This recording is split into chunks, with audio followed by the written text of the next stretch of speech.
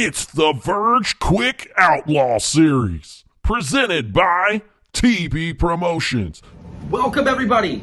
I'm with Tyler Bohannon, and we are here to discuss the VERGE Quick Outlaw Series points and where we are in the point standings as we get ready to go into US 60 at Hardinsburg, Kentucky for races number 3 and 4. Tyler, what do you know? I don't know a whole lot. I'm learning, right? We're new to the Verge thing, but I am learning quickly. I know that big thanks to Jeffrey first off for helping us through this. But I know that we didn't really say much about how points are accumulated as we went into this. So I guess first thing we can kind of talk about that. PJ and I want to kind of do this all season long, basically. A little bit after each race, talk about the points, the updates, and kind of where our drivers are at. But like I said, nobody really knows how they're accumulated. It is the same as it was before, but for our new guys, they'll definitely want to know. You get 10 points for a round win if you run at least one qualifier. So if you qualify for the event, you show up, you qualify, you're going to get 15 points automatically for that. We have some bonus points. You know, if you win the race, you're going to get 7 bonus points, 4 to runner-up, 2 to semi. If you're in the points and you don't show up to an event, you're going to get 1 point automatically. So just for entering the points, you're going to get 1 point per race. So you'll start with 8 or 10, I guess, at that point, right? There's 10 races, so yes. You start with 10 yes. for showing up to each race, for being entered in the point series. Yep, entering the point series gets you a point per race. We do have qualifying bonus points, so those break down. Basically, if you qualify in the top 8, you're going to get some bonus points. You're going to get 11 to qualify first, 8 to qualify second, and then 7, 6, 5, 4, 3, 2 from there. So those top 8 qualifiers, we're going to get those bonus points. You get a little bit extra to qualify number 1.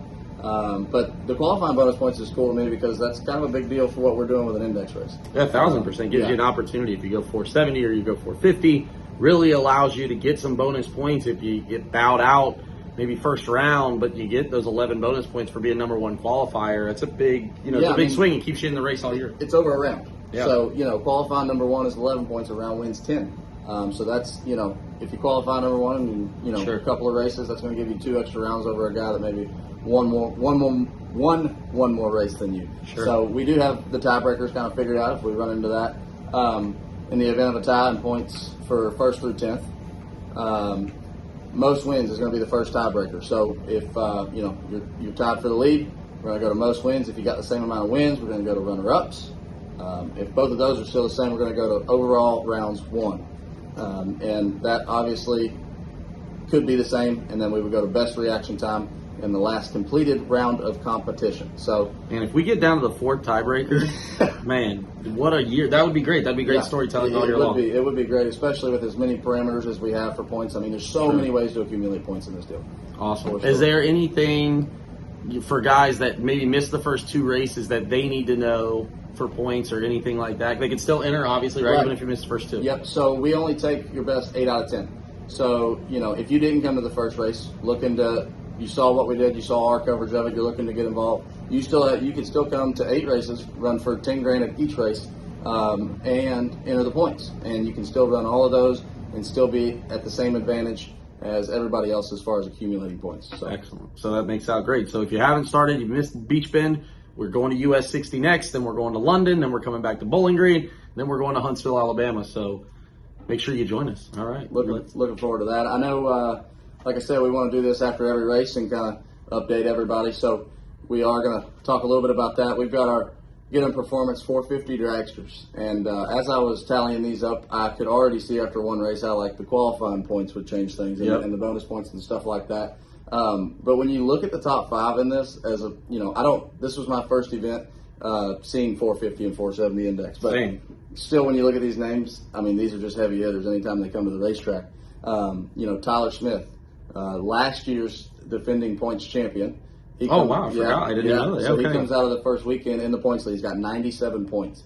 And the breakdown on that is pretty cool here. So he was getting, he actually got 9 bonus points from qualifying, I believe. Cool. Yeah, because he qualified 3rd, right? Yep, I believe so. In race number 1, so that's awesome. He's gonna get a race win bonus there.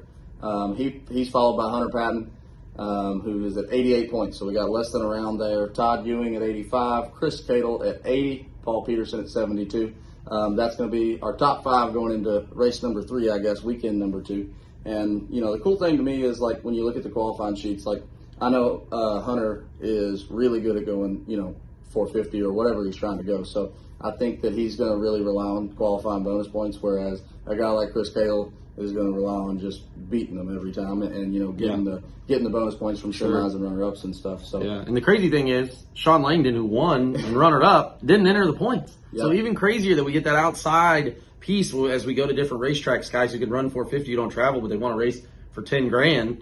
That's cool too, right? So that adds an element of this piece of the points as we go throughout the season. So pretty cool stuff. Yeah. And after the first event, we do have, I believe, 26.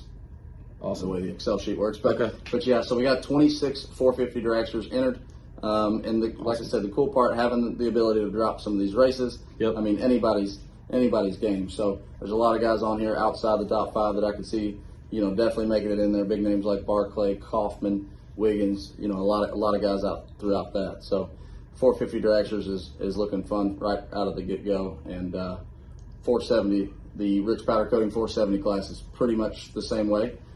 They did accumulate more points, for sure. Tyler Allen is leading that, 117 points. Jason Hutchinson at 111. Tyler Allen with a win, right? Win in night number 1, so he got that bonus points of winning the race. Plus he got some, I think, did he get qualifying points too? So he was not able. No, he missed a qualifying point, but he did get some rounds, and he won the race. So he won some rounds in the second race. So, so that was with 450. Both of our winners, Saturday and Sunday, our 1 and 2 in points had a first round loss, and then they did really good in the other race. So with 470, we had more of, you know, they were just accumulating more round wins, not necessarily so much in the bonus points department. Jason Hutchinson, though, who won the second race, I believe. Yes, right. Yes, did win the second race. So he qualified number 1. Oh, that's right. Yeah. So he got in the old Jegs Oldsmobile, yes, right? the borrowed car. Bubba Stanton's car. He was borrowed because his new car is not done. So kind of crazy how that might pan out the rest of the year. He's going to change cars, I assume, after this. So Jason Hutchinson's second. Kenny Dowis in the Maverick, man. Stack as tall as you could see, pretty cool. Kenny Dowis is great to see him in the point. Great to see him join the points and be able to run the rest of the race and then have a great Sunday. He comes from the same area that you do. Out of Columbus area, so really cool. And the thing about him is he actually, you know, he won multiple rounds over both days as well. Alan Owens, the same way, he's in 4th. And then we round out the top 5 with Jason Griswold.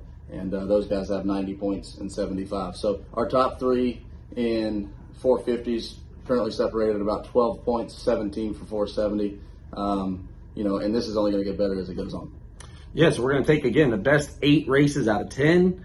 And you get to pick those 8, right? I mean, obviously we can do it automatically. But if you feel like you want to choose one to put you in the worst place, we can do it too. We're excited. Second race, man. We're going to be at US 60, Hardinsburg, Kentucky, coming up June 1st and the 2nd.